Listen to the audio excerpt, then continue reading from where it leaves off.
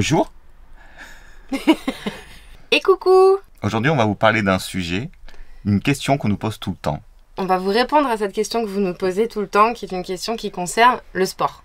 Comment vous faites pour vous entraîner pendant que vous êtes en road trip? Et oui, parce que c'est vrai qu'on avait l'habitude, quand on était sédentaire, d'aller à la salle de sport régulièrement, notamment de faire du crossfit. On se levait à 6h30 du matin pour ça. Ouais, et pour enchaîner à 7h du matin avec la séance de sport, et le crossfit, ça envoie, pour ensuite continuer avec la journée de travail. Et une fois qu'on est parti en road trip, il a dû falloir trouver une nouvelle solution pour s'entraîner. Parce que ce qu'il faut prendre en compte quand on fait du sport en van life, c'est qu'on n'est plus abonné dans une salle. Donc il faut prendre en compte la météo, les endroits dans lesquels on va se trouver, qui ne sont pas forcément toujours propices à faire du sport. On va vous éclaircir tout ça. Et oui, parce qu'il y a deux types de voyageurs. Il y a ceux qui ne sont pas digital nomades et il y a ceux comme nous qui sont obligés de travailler. Eh oui. Et donc dans ces cas-là, lorsqu'on travaille en camping-car, à la fois on est même plus sédentaire que des sédentaires eux-mêmes. Oui, parce qu'en fait, on n'a plus besoin de se lever, d'aller prendre soit le bus, soit la voiture pour se rendre à son lieu de travail. Là, on se lève, on s'assoit, on déjeune et on reste assis. En fait, on peut rester assis, mais pendant 10 heures d'affilée. Et même parfois pendant plusieurs jours, s'il fait un temps dégueulasse dehors. Donc, voilà. Il s'avère que tu es dans 10 mètres carrés et tu fais peut-être moins de, 100 mètres dans la journée. Ce qui est horrible, et pour le corps, il le sent, et on est des êtres humains, on est fait pour bouger et pas pour rester assis en fait. Et il nous est arrivé plusieurs fois d'ailleurs d'être bloqué dans le camping-car à cause de la météo et de se retrouver avec des douleurs parce que notre corps nous faisait sentir qu'il était temps qu'on se bouge un peu. L'entraînement a aussi un impact sur votre cerveau, pas que sur votre corps. Tout à fait, et c'est vrai que quand on travaille comme ça, quand on décide de vivre dans un camping-car, dans un espace assez confiné, d'autant plus en couple, et de travailler en plus ensemble sur la même chose, ça implique déjà beaucoup de concessions, mais aussi de pouvoir s'adapter. Et donc, on va dire que le sport va nous aider à gérer cette cohabitation de proximité. Très proximitesque. Donc, évidemment, le plus facile, c'est de commencer par prendre ses chaussures et d'aller marcher ou aller courir. Ça, c'est à la portée de tout le monde qui sera en van life. Tout à fait. Mais on a aussi, évidemment, de quoi pédaler. C'est l'heure de la balade, donc Xav a descendu les vélos du porte-vélo et puis on va aller se faire une bonne petite balade sous le soleil tapant. Attention au coup de soleil. Tapons-nous les côtes.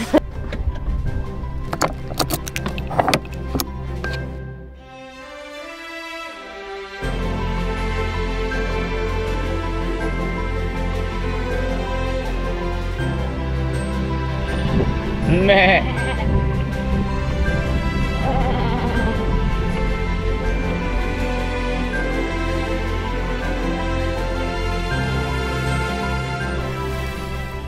C'est vrai qu'on s'est équipé de vélos parce qu'il y a, en fait, quand on voyage, on a envie d'en voir un maximum à pied. Tu peux être limité, surtout si t'es pas un grand randonneur.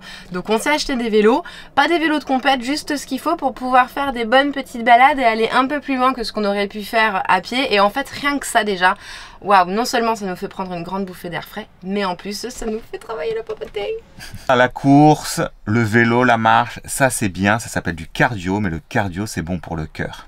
Et lorsqu'on reste assis dans un camping-car, il y a une chose aussi qu'il faut pouvoir développer, c'est sa musculature et donc faire du renforcement musculaire. Et ça malheureusement, le vélo et la course ne nous le permet pas. C'est pour ça que nous avons investi dans plusieurs choses dont nous allons vous parler maintenant. Alors on va commencer par un produit qui pour moi est indispensable lorsqu'on va en road trip, c'est un gilet lesté. Et oui. Pourquoi un gilet lesté? Pourquoi un gilet lesté? Moi je vais vous le dire, c'est plus moi qui l'utilise de toute façon. Ça permet de mieux me soulever. Il y a ça, mais le gilet lesté permettra d'augmenter donc la puissance sur n'importe lequel de vos mouvements, genre des squats, ou alors des pompes, et même des tractions. Et un gilet lesté permet d'augmenter au fur et à mesure le poids de son gilet. Ça va de 6 à 10 kg. Et cela permet justement d'augmenter son renforcement musculaire avec juste un petit gilet. Et en plus, ça coûte quand même relativement peu cher. Le gilet lesté que on a choisi, c'est un gilet lesté de chez Decathlon. Il coûte 50 € et au bout de 2 ans, il n'a pas bronché tellement que c'est de la bonne qualité. Dans la liste des produits qu'on a décidé de prendre, on a décidé de choisir des produits qui peuvent permettre une multitude de mouvements. C'est pour ça qu'on a décidé de prendre un kettlebell de 24 kg. Un kettlebell, c'était cette énorme boule Oui, avec une anse. tout à fait. Mais c'est pour monsieur, hein, parce que moi, les 24 kilos, clairement, je les touche pas. Elle peut les toucher quand elle fait du deadlift. Elle peut faire Oui. du soulevé de terre avec les poids de 24 avec le poids de 24 kg, ça lui est déjà arrivé. Ouais. Mais l'avantage en effet d'un kettle, c'est qu'il permet une majorité de mouvements. Vous pouvez faire du goblet squat, vous pouvez faire du squat, vous pouvez faire du snatch, vous pouvez faire du clean and jerk. Vous pouvez faire un nombre incalculable de mouvements avec cette boule qui vous permettra de muscler surtout la chaîne postérieure. Et ensuite, on a également investi dans des haltères. Alors, on a une haltère de 15 kg et une haltère de 12 kg. Donc, ce qui fait qu'on peut aussi, avec les haltères, avoir de nombreux choix de mouvements et d'exercices. On peut faire notamment ce qu'on appelle des push press et qui peuvent, donc voilà, de différentes manières aussi nous renforcer, nous permettre de faire des petits exercices de crossfit, genre des petits WOD, etc. Donc, ça, c'est plutôt pas mal. Et on a également, moi personnellement, j'ai aussi du coup des élastiques qui peuvent aussi permettre un large choix d'exercices. Et les élastiques, l'avantage, c'est qu'on peut les accrocher à un arbre, on peut les accrocher même sur le camping-car s'il faut pour faire du tirage, en fait, tout simplement, parce qu'il y a quand même donc beaucoup de choses qu'on n'a pas qui sont dans une salle.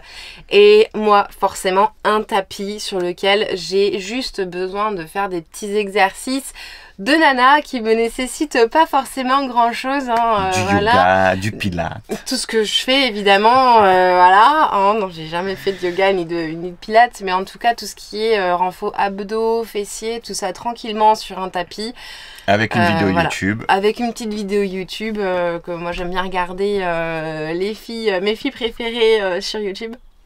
Voilà pour m'accompagner. Et dernier élément qui permet aussi de travailler le cardio, c'est notre amie la corde à sauter. C'est vrai. Celle-ci, elle permet de se défoncer en début de séance afin de faire monter son cardio et être prêt pour se déchirer pour la séance qui arrive. Alors, comment vont se dérouler nos séances? Elles vont être un peu différentes suivant si on est un Xavier ou si on est Complètement, une Caroline. oui, c'est adapté. Donc, Caroline, comment ça marche, toi? Mais moi en fait tout simplement je m'échauffe, je garde une base d'échauffement où je fais du gainage, je fais des tabata, donc c'est des séances pendant tant de secondes je travaille, tant de secondes je repose, voilà, donc je fais du gainage, je fais des squats et puis ensuite ça va vraiment dépendre aussi un peu de mon humeur, mais en fonction je m'accompagne donc des vidéos soit de Stormette, soit de Sissi Mua et soit d'exercices un peu plus hard avec notre cher coach Ornella Nicolosi. Voilà, mais en gros, voilà, ça va être entre 45 minutes et 1 heure en fonction de ce qu'on veut faire, quoi. Et de mon côté, la séance en effet dure pareil, entre 45 minutes et même 1 heure parfois. Ça commence par justement quelques minutes de cardio avec la corde à sauter. Ensuite, ça va être de l'échauffement, ça va être des étirements surtout, des étirements pendant à peu près 10-15 minutes. C'est important de bien étirer son corps, bien l'échauffer, en tout cas le préparer. Et ensuite, je me fais généralement un EMOM de 10 minutes qui va consister à travailler le bas du corps. Un EMOM de 10 minutes encore qui fait travailler cette fois-ci le haut du corps. Alors des EMOM, c'est un exercice toutes les minutes pendant 10 minutes. Donc c'est X répétitions pendant 1 minute, le tout pendant 10 minutes. Là, tu choisis que ça soit 10 minutes, ça peut être plus ou moins voilà, en fait. Moi ça c'est un EMOM de 10 minutes en effet. C'est un exercice toutes les minutes, EMOM. Et ensuite, je termine ma séance par un petit WOD qui va durer, pareil, généralement une dizaine de minutes. Tout ça regroupé, on en est donc à peu près à 45 minutes, 1 heure. Et après, il n'y a plus qu'à se désaltérer. Voilà, parce que autant vous dire qu'à la fin, Xav, il est en transe. Alors plus que moi, parce que moi, ça va être plus... pas la même intensité, pas toujours. Mais c'est vrai que tu goûtes, hein. Tu goûtes. Tu goûtes. On a aussi différentes applications qui nous aident au quotidien justement pour pouvoir nous entraîner. Voilà, malgré nos connaissances du sujet, on a toujours des petites applications qui peuvent vous permettre à la fois de vous chronométrer, mais aussi de vous donner des idées d'entraînement. Elles sont gratuites, parfois payantes et peu chères par rapport à un abonnement de salle. Et nous, l'avantage, c'est que grâce à ça, on peut essayer de renouveler nos entraînements afin d'éviter que ce soit trop routinier, trop chiant, toujours pareil, ouais, c'est ça. Il y a aussi une chose qui nous aide pour faire en sorte que ça soit pas routinier dans nos entraînements, c'est que s'entraîner dans une forêt, au bord d'un lac, face à la mer, face à l'océan, dans des paysages en fait à chaque fois différents, j'avoue que ça c'est une source de motivation aussi supplémentaire. Parfois même dans la tempête. Une fois on a même fait dans la tempête. C'est vrai, oh la vache, ouais, c'était incroyable ce moment-là. Donc voilà, les paysages, c'est vrai que nous offre la terre dans notre road trip nous aide à nous motiver, à justement casser un peu cette routine aussi du quotidien. Combien ça nous a coûté de pouvoir nous entraîner comme ça au quotidien, ou presque, on va dire. Ça nous a coûté à peu près 200 € de matériel. Ce matériel, par rapport à l'époque où on payait le CrossFit, ça équivaut à peu près 2 mois et demi. C'est ça. Donc autant vous dire que c'est vite rentabilisé. C'est clair. On n'a pas les mêmes performances qu'en salle, parce que moi personnellement, je suis bloqué sur le poids des différentes haltères qu'on peut avoir. Mais rien que ça permet de garder...